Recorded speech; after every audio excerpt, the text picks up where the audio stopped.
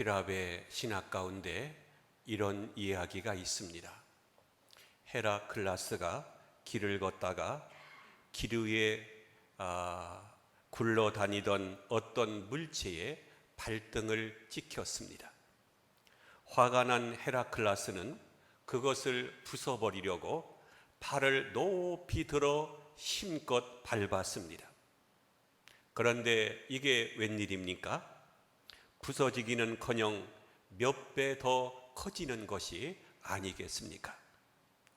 약이 오른 헤라클라스는 그 물체를 더욱더 세게 밟고 몽둥이로 내려치기까지 했습니다.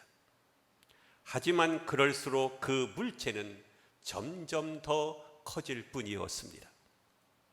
부수려고 하면 할수록 더욱 커지는 악순환이 되풀이되어 마침 그 물체는 헤라클라스가 가려고 하는 길까지 꽉 막아버렸습니다. 그제서야 헤라클라스는 놀라서 몽둥이를 내어 던지고 땅바닥에 주저앉았습니다.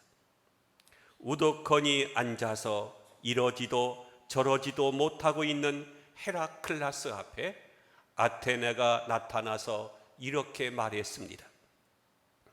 이것은 바로 다툼이라고 하는 녀석입니다. 도발하지 않는 한 처음 모양 그대로 있을 것입니다. 그러나 맞서서 싸우면 싸울수록 한없이 커지고 불어나게 되는 것이지요. 오늘 성경은 다툼을 멀리하는 것이 사람에게 영광이라고까지 말하고 있습니다. 다툼을 멀리하라고 하면서 그렇게 말씀하고 있죠. 자, 오늘 본문 한번 23절 말씀을 같이 합독하 시작. 다툼을 멀리하는 것이 사람에게 영광이거늘 미련한 자마다 다툼을 일으키느니라. 흔히 영광이라고 하면 하나님의 영광을 떠올리게 되는데 사람에게도 나름대로의 영광이 있습니다. 재물이나 명예, 남다른 대접을 받는 것, 좋은 것을 많이 누리는 것 등이 모두가 사람의 영광일 것입니다. 그런데 참 재미있는 것은 사람은 스스로 영광을 누리는 것을 좋아해도 다른 사람에게 영광을 누리게 하는 것에는 매우 인색하다는 것입니다.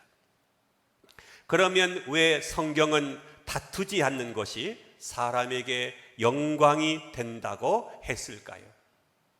사실 어떻게 보면 쉽게 화를 내고 아무 꺼리낌이 없이 다른 사람들에게 이 다투는 사람들이 오히려 더 대접을 받는 것 같기도 합니다.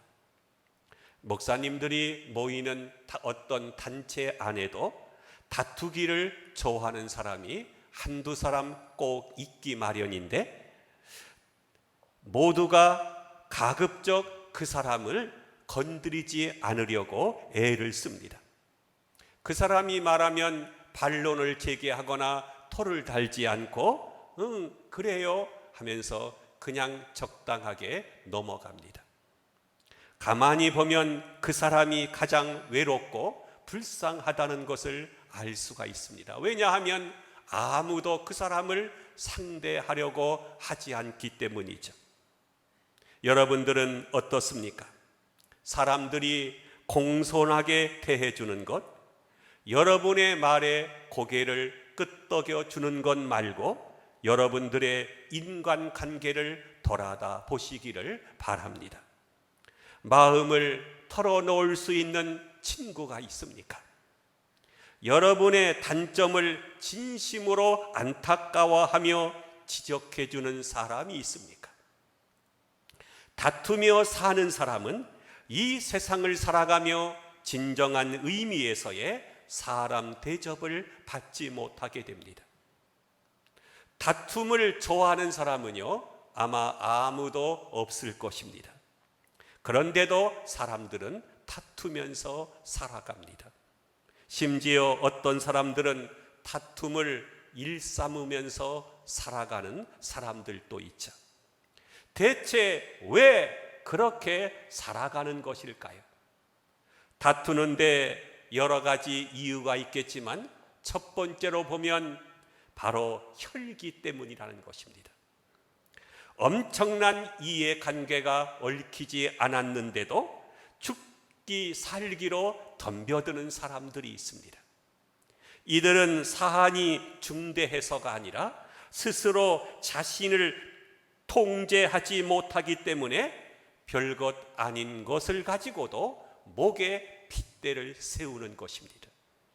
사실 누구나 속에서 울컥하고 치밀어 오르는 혈기를 누구나 다 경험합니다. 그러나 대다수의 사람들은요, 그것을 절제하면서 살아갑니다. 말할 것도 참고 화를 낼 것도 나를 다스려가면서 살아가죠. 이게 인격의 사람이 아니겠습니까? 절제가 반복되다 보면 무엇인가 심각하게 내 속에서 욱하고 치밀어 오르는 것이 있어도 그것을 억누를 수 있는 저항력이 생기게 됩니다. 아파트에서 살다 보면 한밤중에 부부의 다투는 고함 소리가 들려올 때가 있죠. 심하면 경찰서에서 달려옵니다. 그래서 이웃의 잠을 다 깨우는 경우가 간혹 있습니다. 혈기란 자신의 분노를 거절하지 못하는 상황에서 절제 없이 표출되는 것입니다. 그런데 더욱더 무서운 것은 혈기의 습관화입니다. 한 번, 두 번 반복해서 절제 없이 혈기를 쏟아내다 보면 그것이 자연스러운 상황이 되어버립니다. 그래서 생각에서 말로, 느낌에서 행동으로 절제 없이 충동적인 발산으로 이어지는 것을 보게 됩니다. 더구나 충동적인 삶은 매우 값비싼 대가를 지불하게 됩니다. 절제 없이 쏟아낸 혈기는 순간적으로 일어나게 되지만 이로 말미암아 파괴되는 인간관계는 오히려 오랫동안 지속하게 됩니다. 이렇게 깨어진 인간관계는 일평생 동안 우리를 괴롭히고 부메랑이 되어서 우리의 삶을 압박하는 무거운 그러한 무거움으로 다가오게 됩니다. 만나면은요, 반가운 사람이 있는가 하면 만날까봐 또 마주칠까봐 무서운 사람이 있죠. 조금만 마음에 안 들어도 얼굴 표정에서 다 드러나게 되고 혈기를 참지 못해서 가는 곳마다 시비가 붙는 사람이라고 하면 누구나 다 그 사람을 만나기를 꺼려할 것입니다. 사람이라면 누구나 잘 웃고 부드럽고 관대하고 따뜻한 사람에게 마음이 끌리는 법이죠. 이것은 편애가 아니라 인간이 가지는 공통적인 성향입니다. 어떤 자매의 이야기입니다. 그녀는 좋은 대학을 나와서 좋은 직장에 취직을 했습니다. 원래 지기 싫어하는 성격인지라 맡은 일마다 최선을 다해 일했습니다. 열심을 내니까 실적이 좋았고 덕분에 다른 사람들보다도 월등하게 좋은 성과가 있었습니다. 그런데 이상하게도 주변 사람들은 그녀를 다정하게 대해주지 않습니다. 그녀의 능력은 인정해도 그녀를 동료로 친절하게 받아주지 않았습니다. 그럴수록 그녀는 일을 악물었고 다른 사람들이 뭐라고 해도 자기의 주장을 끝까지 관철시키며 성과를 내는 데만 급급했습니다. 빨리 승진해서 더 높은 곳으로 가야 되겠다고 결심을 했기 때문입니다. 그런데 막상 승진 발표가 났는데 그녀는 누락되고 객관적인 데이터상으로 보게 되면 그녀에게 한참 밀리는 다른 직원이 승진하게 된 것입니다. 그녀는 너무나 억울해서 인사 담당 상무를 찾아갔습니다. 그리고는 따졌습니다. 상무님, 저는 그동안 회사와 일밖에 모르며 살아왔습니다. 저의 실적을 보십시오. 누구와 비교해도 뒤떨어지지 않는 뛰어난 실적이 아닙니까? 도대체 무엇을 기준으로 했기에 제가 승진해서 누락된 것입니까? 그러자 인사 담당 상무는 난감한 듯이 한참 허공을 바라보다가 이렇게 말했습니다.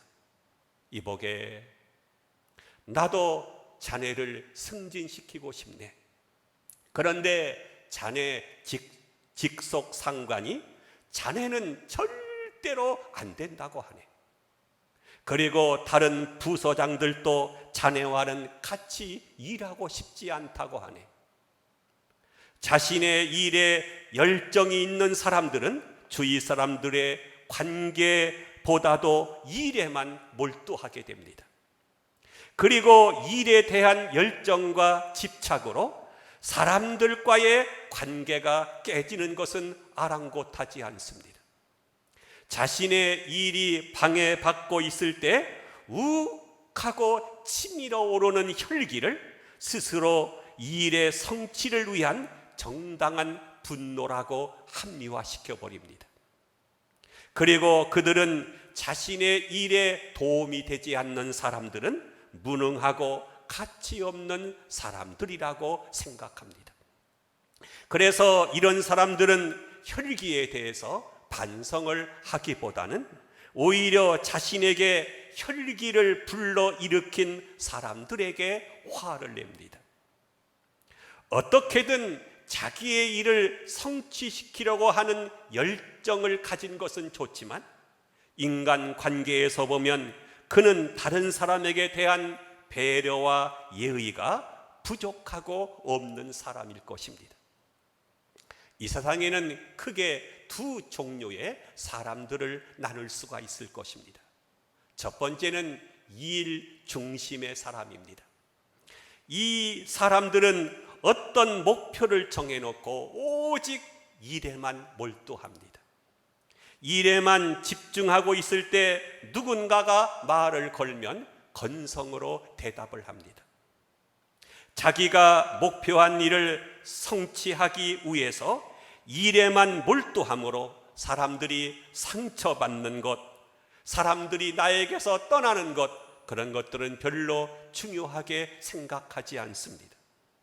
이런 사람은 이 일은 성취할지 모르지만 다른 사람들과의 관계가 깨지고 좋지 않게 됩니다.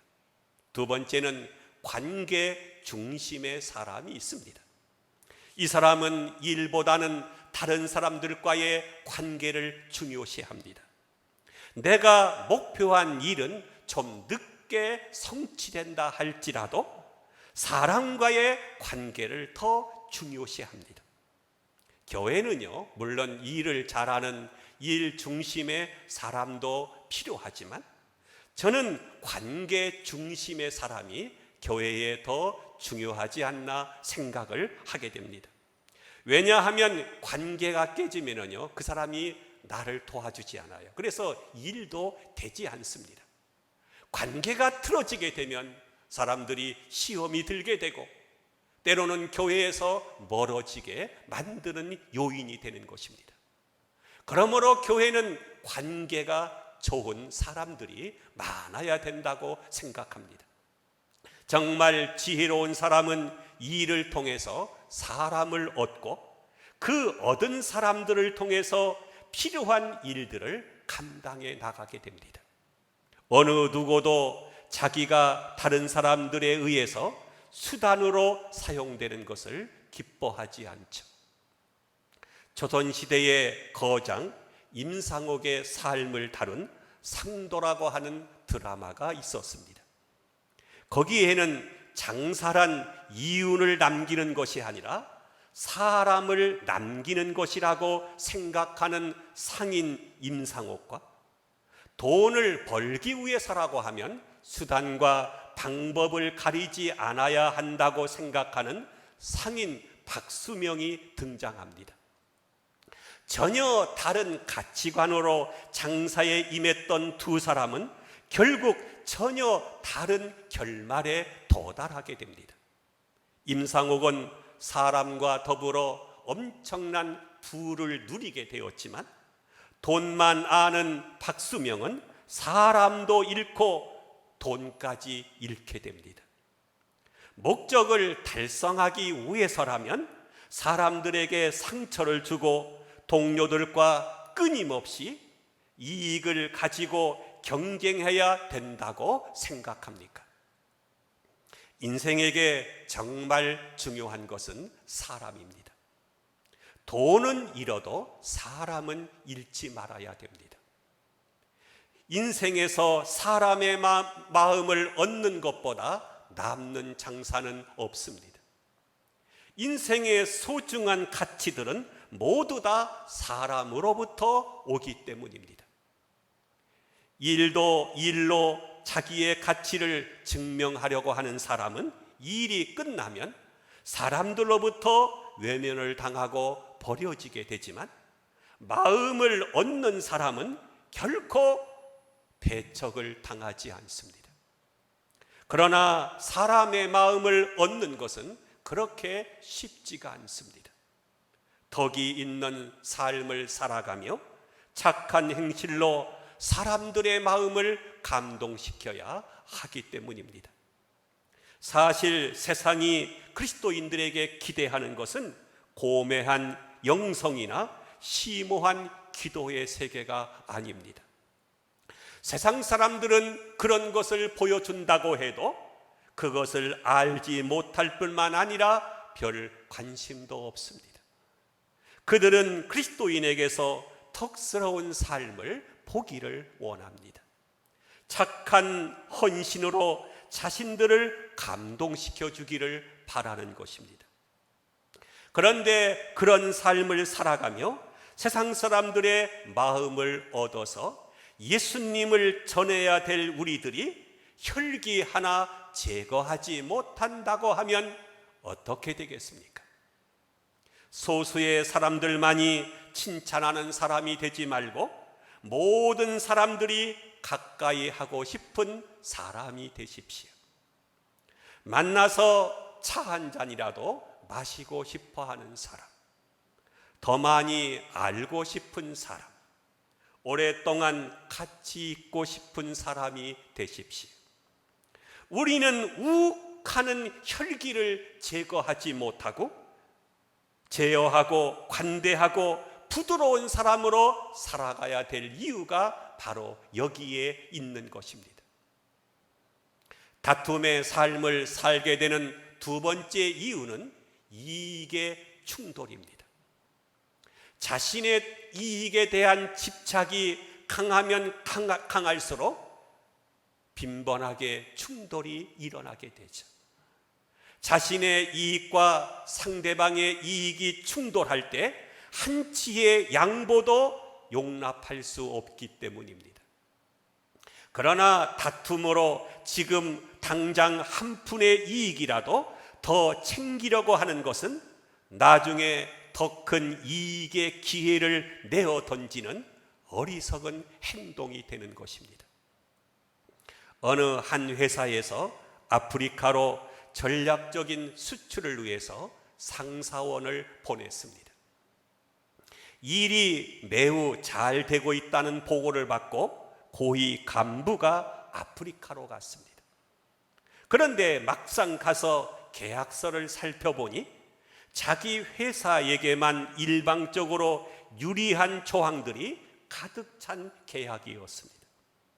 아직 그 나라는 경제 개발의 허와 실을 꿰뚫어 볼 수 있는 경험과 안목이 부족했기 때문에 개발 이익이 한쪽에만 쏠리는 편파적인 계약을 한 것입니다.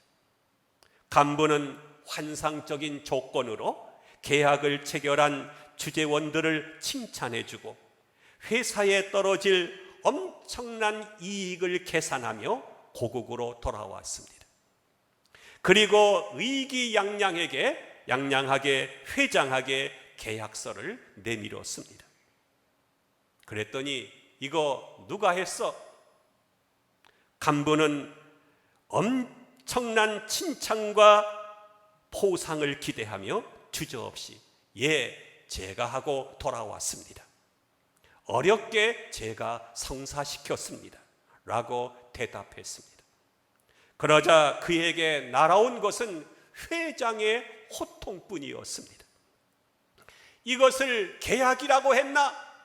다시 가! 간부는 이해할 수 없어서 되물었습니다. 회장님, 이 이상 어떻게 더 좋은 조건으로 계약을 할 수 있습니까? 그러자 회장은 어이없다는 듯이 대답을 했습니다. 아프리카 시장이 얼마나 무궁무진한데 그 넓은 땅에서 장사 한 번만 하고 말 건가? 가서 다시 공정하게 계약하고 돌아와 라고 했다는 것입니다. 당장 눈앞의 이익보다도 먼 미래를 바라본 것입니다.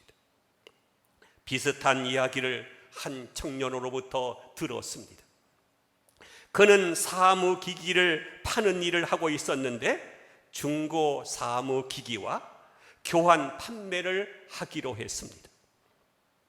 그런데 자신이 보상 판매로 교환해 줄 수 있는 금액은 정해져 있는데 너무 좋은 사무기기를 가져가라고 하는 사람이 간혹 있다고 합니다. 그러면 선생님, 이것은 너무나 좋은 기계입니다. 저한테 헐값으로 팔지 마시고 제가 다른 사람을 소개해 줄 테니 그쪽에 파십시오.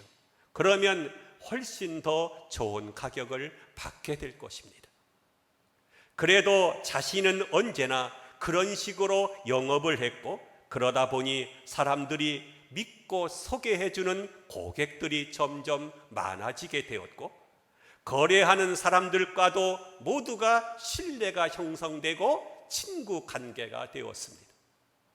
그는 자신이 지금껏 별다른 위기나 어려움이 없이 사업을 해올 수 있었던 것이 바로 그러한 덕분이었다고 생각한다고 말합니다. 우리의 다툼의 원인은 대부분 작은 이익에 너무 연연해 하기 때문입니다. 오늘은 내가 양보를 하자. 그러면 언젠가 그 메아리가 나에게 다시 돌아오게 될 것이다 라고 생각하면 다툼도 사라지게 됩니다. 언젠가 중국에서 사업을 시작했던 장로님으로부터 재미있는 이야기를 들었습니다. 사실 듣는 사람이야 재미있겠지만 그분에게는 정말 복창이 터지는 일이었습니다. 중국에 공장을 세우고 중국 업자를 불러 형광등 400개를 설치했다고 합니다. 그런데 설치가 끝났다고 해서 가보니까 형광등은 400개인데 스위치는 1개밖에 없는 것입니다. 공장과 사무실은 물론이고 화장실까지 한 번에 불을 끄고 켜야만 했습니다. 기가 막혀서 항의를 했더니 돌아온 대답은 더 놀라웠다고 합니다. 계약서에는 형광등 400개만 명시되어 있지 스위치 개수는 언급되어 있지 않으니 자기의 책임이 없다고 하는 것이었습니다. 말이 통하지 않을 사람이라고 판단한 장로님은 그를 돌려보내고 다른 업자를 보내서 다시 돈을 지불하고 스위치를 달았다고 합니다. 세상에는요, 별별 사람들이 다 있습니다. 그래서 별별 일이 다 생기게 되는 거죠. 그런데 그럴 때마다 엉겨붙어 싸우겠습니까? 다툼은 아무것도 해결해 주지 못합니다. 오히려 문제만 더 복잡하게 만들 뿐입니다. 성경이 우리들에게 가르쳐주는 삶의 교훈이 무엇입니까? 잠언서 12장 16절에 미련한 자는 당장 분노를 일으키느니와 슬기로운 자는 수욕을 참느니라 라고 했고, 잠언서 16장 32절에는 노하기를 더디하는 자는 용사보다 낫고 자기의 마음을 다스리는 자는 성을 빼앗는 자보다 낫다고 했습니다.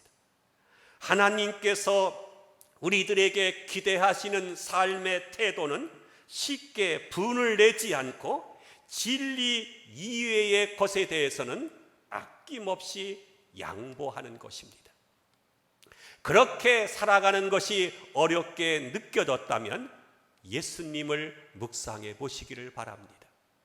요한복음 13장 14절에 보면 예수님께서 이렇게 말씀했습니다. 내가 주와 또 선생이 되어 너의 발을 씻었으니 너희도 서로 발을 씻어주는 것이 옳으니라. 이러한 주님의 음성이 들리지 않습니까? 제자들의 발을 선생이고 주면서도 낮은 자리에서 제 아들의 발을 씻기신 예수님을 생각해 보십시오. 불신자 가족들 때문에 늘 마음의 부담을 느끼고 살아가는 자신의 교인들에게 로이드 존스 목사님은 설교석에서 자주 가르쳤습니다. 믿지 않는 가족들과 평화롭게 지내고 복음을 전하기 위해서는 본질적이지 않는 작은 일에는 언제나 양보하십시오. 언제나 손해를 보고 희생하십시오. 그것이 불신 가족과 평화를 이루며 복음을 전하는 길이라고 말했습니다. 저는 오랫동안 목회를 하면서 불신 가족들의 구원받지 못한 영혼의 상태를 불쌍히 여기며 기도하는 사람들을 보았습니다. 그러나 쉽게 전도되지 않는다는 것도 보아왔습니다. 어떤 사람들은 가족들의 마음이 너무나 완고하고 강팍하기 때문이라고 이야기를 하고 있지만, 제가 보기에는 작은 이익에 집착하는 신자들의 생활 태도가 불신 가족들의 마음을 더욱더 닫게 만들고 있다는 것입니다. 죽고 사는 일이 아닌 작은 일에는 먼저 양보하고 희생할 수 있어야 됩니다. 살다 보면요, 까다로운 사람들도 만나고 이해하기 힘든 사람들도 만나게 됩니다. 그러나 여러분들도 알고 보면 그렇게 까다롭고 이해하기 힘든 사람들이었습니다. 그러나 하나님께서는 그러한 여러분들을 지금까지 인내해주고 다듬어지지 않는 부분까지 싸매주면서 포용하기 때문에 우리가 여기까지 오게 된 것입니다. 상대가 어떤 사람인지 따지지 말고 하나님을 바라보십시오. 그러면 혈기의 문제든 이익의 문제든 다 극복할 수가 있을 것입니다. 우리의 일그러진 관계들 중에 상당 부분이 우리가 좀 더 참고 너그러웠다면 아름답게 이어질 수 있었던 관계들이 많았을 것입니다. 그래서 우리는 나중에 가서 후회하잖아요. 내가 좀 참을 걸, 괜히 그 말했어. 하나님은 우리가 오늘은 내가 양보해서 저 사람에게 은혜가 흘러가고 내일은 저 사람에게 양보해서 나에게 은혜가 흘러 들어오게 하면서 살기를 바라시고 원하시는 것입니다. 서학에 보면 이런 말이 있습니다. 평생 길을 양보해야 백보에 지나지 않을 것이며 평생 밭두렁을 양보해도 한마지기를 넘지 않을 것이다. 우리가 평생 양보를 하면서 살아간다고 해도 정작 나누어 줄 수 있는 것은 그렇게 많지 않다는 얘기입니다. 양보할 수 있는 기회가 왔을 때 기꺼이 양보하십시오. 기꺼이 베풀어 보십시오. 양보는 하나님의 사랑을 소유한 사람들의 아름다운 마음인 것입니다.